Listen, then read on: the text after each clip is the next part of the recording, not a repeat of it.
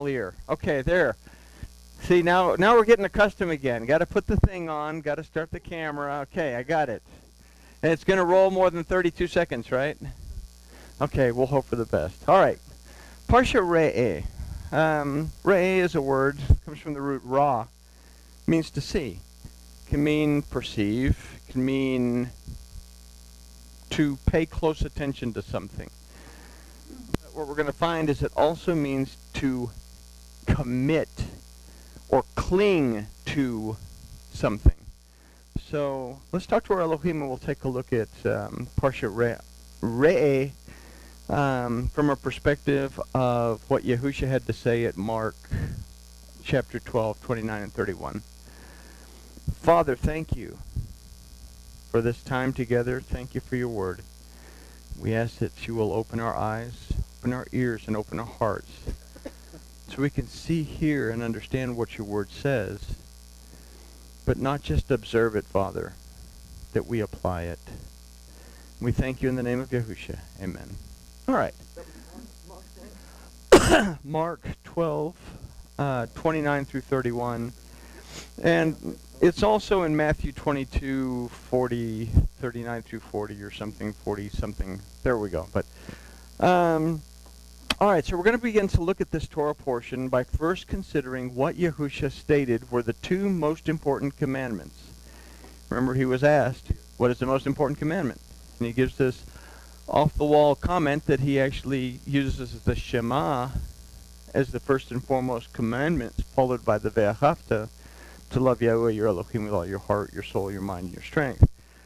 So we're going to consider that there's a difference between an attachment to Yahuwah by and through being Torah observant and being connected to Yahuwah Elohim as an extension of him to the world by being able to correctly interpret and fulfill the term Re'ah.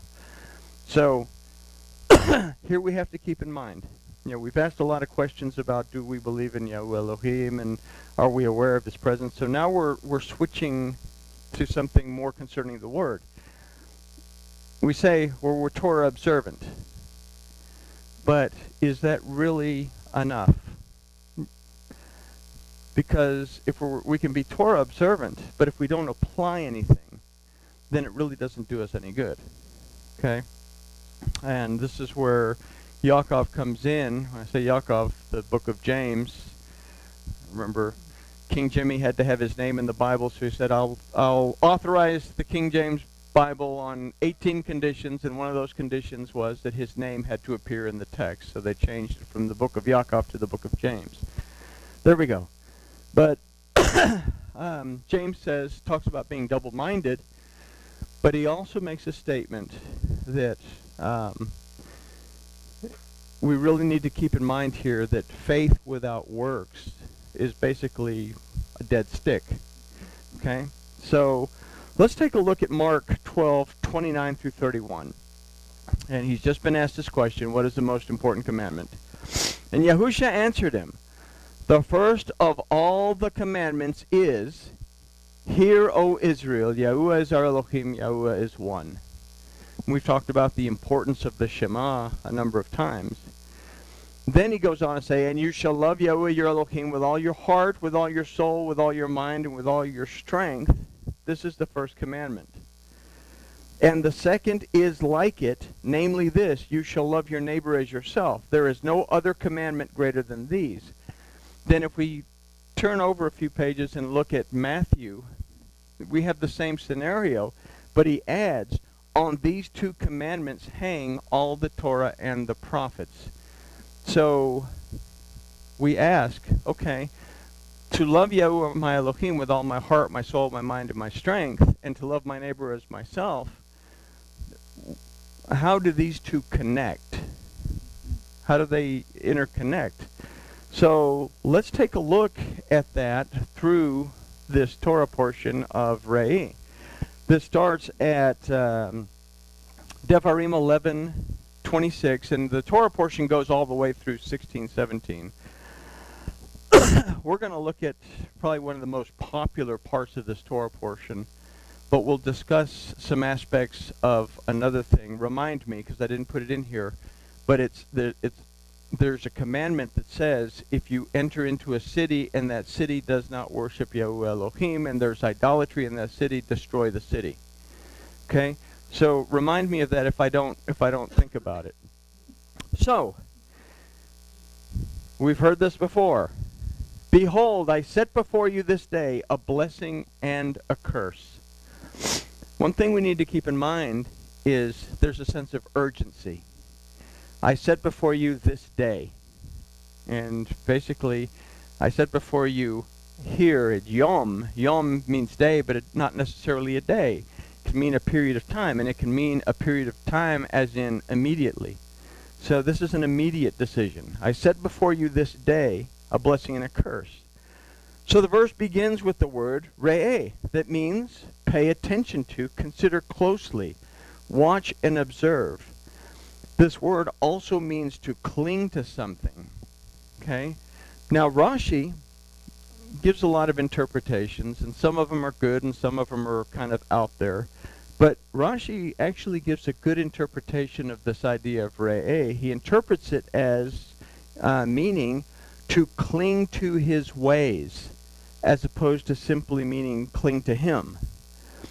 So this separates the idea of clinging to the observance of the Torah from the idea of clinging in connection to Yahuwah Elohim by being a reflection of him to the world around us. How are we created? We're created in the image and in the likeness of Yahuwah Elohim. Okay, so we are meant to be a reflection of that to the world around us. Okay? There is therefore a difference in saying that we are Torah observant as opposed to saying that we are in a connected relationship with Yahuwah Elohim that reaches out the influence of Yahuwah to those around us. So now there's a difference of simply saying, well, I observe what the Torah says, but I really don't do anything else, to saying, I observe what the Torah says, I understand what the Torah says, and I'm applying it to love my neighbor as I love myself. Okay?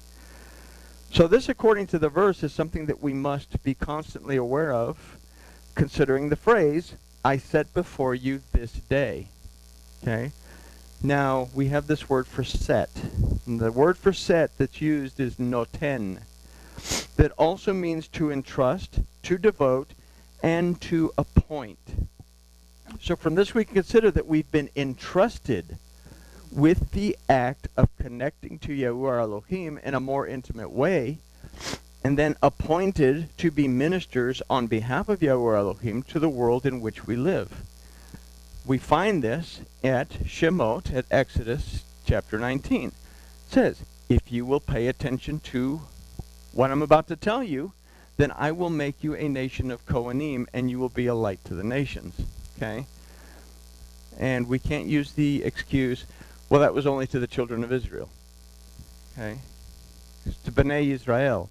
All right, so if we say that Bana is the root of Bnei, and Bana means to be restored and established, and Israel means the prince of Elohim, if I am restored and established as a prince of Elohim, then I have the responsibility to pay attention to his word and be a light to the nations. So the theme is continuing all the way through, and basically Moses is harping back on that very theme. Okay, so we've been entrusted to act according to the way that Yahuwah Elohim acts and has acted. So if we read the Torah up to this point, we've seen Yahuwah show compassion, provide for the needs. We've seen him become angry to the point of wanting to destroy the children of Israel, but being able to control his anger so that he doesn't, so that he actually forgives and that he actually continues to care for them. There's a little spider thing. I hope I didn't hurt it. We've seen Yahuwah show love and support for a people that would not return it back to him. Okay? So we have a very stiff-necked people, a very rebellious people, but Yahuwah, although he becomes very angry, continues to love them. And I'm sure that nobody in this room has ever been in a situation where somebody's made you very upset, but you still have to continue to love them. Right? So we have been entrusted with the Torah of Yahuwah not simply to observe it in some ceremonial way, but rather to become an expression of it to the world around us. It is in this way that the two commandments given by Yahusha come into play out in a single act of love towards our Elohim. We love Yahuwah, our Elohim, with all of our heart, our soul, our mind, our strength, only by loving our neighbor as ourselves. We can have the Torah. We can observe the Torah, but if we don't take action on the Torah, then it just sits there. I can say I love Yahuwah, my Elohim, with all my heart, but how do I actually express that? Well, I have to love something that is created in the image and the likeness of Yahuwah, my Elohim, to practice that relationship that I have. Okay? This is what separates blessings from curse. So let's consider the Samaritan woman at Yochanan 22. She believed that just because she worshipped on Mount Gershom, that she was doing everything that needed to be done. Okay? Gershom was where the blessings were given. So we have to consider that the name Gershom means to be cut off or separated. All of the Torah observance in the book will not bring us into a connected and intimate relationship with Yahuwah our Elohim if there's no action behind it. Do we believe that all we have to do is to be Torah observant in order to have a relationship with Yahuwah our Elohim? Is that all it takes for me to have this relationship with my Elohim? Is just simply be Torah observant? Or do I have to actually take action in the relationship? I love my wife. Is that enough? I can love my wife and not do anything in the marriage whatsoever, and then it's just useless. Okay? So I say, people come and say, oh, we got to get married. I say, why? Oh, we're in love. Well, what does love have to do with it? You know, you're still going to love him when he leaves the toilet seat up and his dirty socks on the floor. Okay? I have to take action. All right. So all of our Torah observance will not bring us into an blah, blah, blah, blah, blah. Okay. Do we believe that all we have to do is to be Torah observant in order to have a relationship with Yahuwah Elohim? Yaakov tells us that faith without action is useless. Okay? So here's the thought about double-mindedness. Double-minded, I can say that I have this concept that I'm okay because I'm Torah observant, but I don't want to take any action to show I'm okay over here in my security. I'm not going to step out and put any of it to use. Okay? I have to be of a single mind that I'm Torah observant because I act on what the word of my Elohim tells me that I should be doing. So we have to consider this verse from the Parsha, is that we've been entrusted, or what we have to consider from this verse of the Parsha is that we have been instructed to act at every moment according to the way that Yahuwah our Elohim acts. We can't use the excuse that, well, I don't know how Elohim acts. Well, we have 5 books that tell us exactly how Elohim acts. We have 12 prophets that tell us exactly how Elohim acts. And we have a master that told us exactly how Elohim would act if we would join ourselves to him and pay attention. Okay? So, we love and worship our Elohim by showing his love to the world around us, by living the Torah, not simply observing it. Okay? We show our relationship. We worship our Elohim by living the Torah, not just observing it. And this becomes more clear in verses 27 and 28. You have a positive side and you have a negative side in these next 2 verses. The positive is, 27, the blessing, if you shall hearken to the commandments of Yahuwah your Elohim, which I command you this day. So in this verse we seek to be the image and the likeness of Elohim. If you will hearken, if you will shema, if you will perceive, discern, understand, and apply the commandments. Okay? Then 28, and the curse, if you shall not hearken to the commandments of Yahuwah your Elohim, but turn aside out of the way which I command you this day to go after other deities which you have not known. Okay, so there's a curse. If you don't pay any attention to it and you stray off course and go on to deities that you don't know. Do we have any deities that we don't know? Hang on, we'll find out. To be continued. So, the word used for hearken in both of these verses is Shema. That means to perceive, discern, and understand, but it also means to apply what is being said. So once I can discern it and understand it, I have to apply it. That's part of Shema. There's a difference in understanding what something means and applying that instruction in the realities of life. The word Shema also means to be content. And we have to understand that when observing the Torah and putting it into practical applications, we don't do it with a heaviness of heart, but we do it with joy. We should be happy in putting our Torah observance into action. Okay?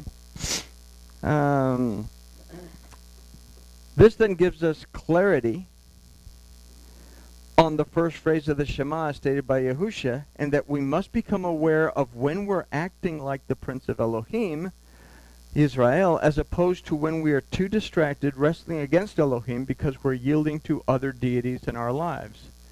Moses states clearly when he says, "If you shall not hearken to the commandments of Yahweh your Elohim, but turn aside out of the way which I command you this day to go after other deities." So I'm going to turn my phone off because it keeps doing funky things. All right, there we go. The issues that we make into deities are unknown. Is that true? Well, you say, well, I know what my problems are. I know what the things that are affecting me are. So let's take a look at it. They give us problems, and we bow down to them out of fear of not knowing what we need to do about it. Why is it a problem? Because a problem is something that I'm not quite sure how to handle. So, instead of taking the time to take action in Torah observance and understand that I have a mighty force that is there available to redeem me, restore me, pull me out of the mess, I simply say I can do all things through me who strengthens me, because that's what Paul says, right? Oh, wait, no. I can do all things through Mashiach who strengthens me. I can do all things within the anointing of Yahuwah because I'm able to pay attention and I'm not walking into the unknown. So the unknown part is the part about having an issue that I don't know what to do anything about, and it becomes my deity because I decide that that's what I want to worship. We become so distracted by them that we fail to acknowledge that the source of all the answers is in our midst. Yahuwah heard the cries of the children of Israel in the bondage of Egypt when they cried out to him and stopped crying out to their burdens. Why did it take so long for Yahuwah Elohim to finally hear what they were saying? It's because Yahuwah says, I've heard your cries. They realized that they were just crying out to the wrong thing. When they redirected it and started crying out to the one that could actually help, then things began to change. Okay?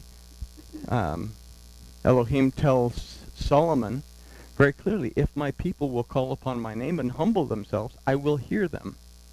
Okay? So let's go on. Verse 29. And it shall come to pass when Yahuwah Elohecha, okay, Elohecha, this is an intimate, personal your Elohim. It's talking to us as individuals. Okay? It shall come to pass when Yahuwah Elohecha shall bring you into the land where you go to possess it, that you shall set the blessing upon Mount Gerizim and the curse upon Mount Ebal. This is the only verse in this grouping of verses where we read Yahuwah Elohecha, which is a personal and intimate term speaking to us as individuals. All the other verses say Yahuwah Elohechem, just talking to us as a group. This is the only verse that is actually talking to us as individuals. Okay? So we have to consider is that not what we must consider is that only when we are intimately connected with to our Elohim, by seeking to mimic his ways, that we are able to truly grasp the life that he alone can give us. And it is only this way that we can truly discern blessings from the curses. Are there blessings and curses? Yeah, there are. But I look at my curse, I look at my problem, I look at my issue, and I say, well, this is just miserable, you know, Elohim hates me, because I haven't bothered to stop and sit down and have a cup of tea and my scones and have a chit-chat with the boss to figure out where the good is within this so that I can actually grow. Okay? So let's go on. 30. Are they not beyond the Jordan, behind the way of the going down of the sun, in the land of the Canaanites that dwell in Arabah, over against Gilgal, beside the terebinths of Moreh? A lot of information in that verse. Okay? But we look at it as geographical locations, or we look at it as other stuff without bothering to pay attention to what it actually means. So what is it saying? Are we able to cling to the ways of our Elohim and be a reflection of him when we are crossing beyond the Jordan? Yardin means to drag down. So are we able to pay attention and be a reflection of our Elohim when we're crossing over those things that are dragging us down? Are we able to do so when it appears that the light is fading around us, the way of the going down of the sun? Are we able to continue to mimic the ways of Yahweh Elohim when we're surrounded by a constant barrage of falsehood that threaten to separate us from our Elohim? In the land of the Canaanites that dwell in Arabah. Arabah, by the way, means a cleft in the rock. Okay? Division. Canaanites represent falsehood. Arabah represents a separation. Okay? Do we find ourselves in a constant state of helical motion, repeating the same chaos over and over against Gilgal? Gilgal means a wheel that goes around and around and around. Okay? All of this because we can't recognize the rest, deliverance, and restoration that we are taught to live by and put into action in the Torah of Yahweh Elohim, beside the terebinths of Moreh, besides the Elon of Moreh. Elon means a mighty tree, comes from the root ayil that means a ram or a terebinth tree. Ram represents this redemption, deliverance, restoration. That's what the ram is used for.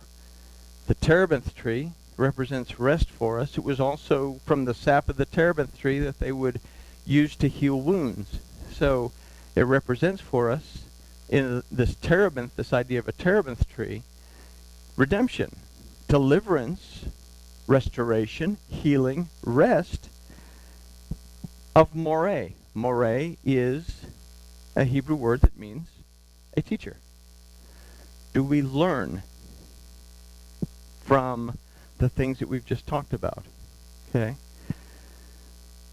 For you are to pass over the Jordan, to go in and possess the land which Yahweh your Elohim gives you, and you shall possess it and dwell therein. And you shall observe to do all the statutes and the ordinances which I set before you this day. All right.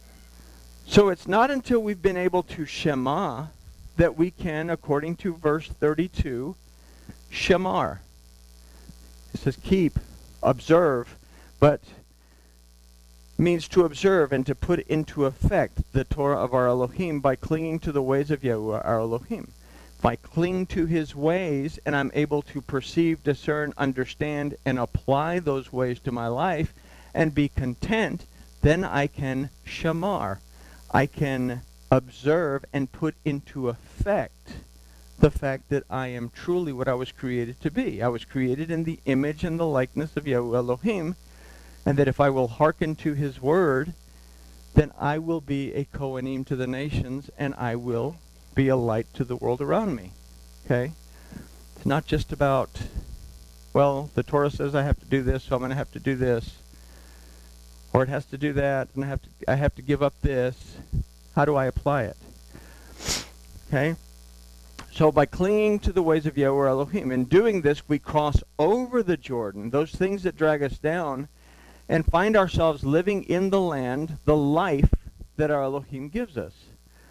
The word forgive in this verse is again, noten, the life that our Elohim has entrusted to us and has appointed us to live. Okay? I've been entrusted with the life that I have. If I go back to Bereshit chapter 1, it says that he created the land, and then he created the trees, and the trees were to bear fruit, and he created the animals and told them to be fruitful and multiply. The world being created is basically a representation of my life. My trees have to bear fruit. I have to be able to be fruitful and multiply. I have to do something positive with what I've been given. But at the same time, that's what I've been entrusted with, but at the same time, I've also been appointed, if I am B'nai Yisrael, if I am restored and established as a prince of Elohim, and I'm aware of when I'm wrestling against Elohim, that now I have the duty to become the image and the likeness of my Elohim, and be a light to the nations around us, and become that minister that the Torah is telling me I should be. So, the life that our Elohim has entrusted to us and has appointed us to live. So having considered this, we have to take into account that to love Yahweh our Elohim with all of our heart, our soul, our mind, and our strength is to cling to his ways and be a reflection of him to the world around us, to love our neighbor as ourselves. This is not something that we can schedule for whenever it is convenient. We'll note that the verses have clearly stated this day. I place before you this day. I'm placing it before you right now, a blessing and a curse. I'm placing before you right now the choice that you have to make. Now something that we can think about. So, are you simply Torah observant, or are you Torah active, seeking to cling to the ways of Yahuwah Elohecha, that intimate relationship? So if you are not being an active reflection of Yahweh your Elohim to the world around you, what are you waiting for? Had to put the corny ending question in there because Homiletics 101 says you have to have a corny question in there, but I think it's a good question. If you're not doing it, what are you waiting for? So with that, we can say we have finished Re'eh for this year, and we look forward to it again next time, and grooviness has been achieved.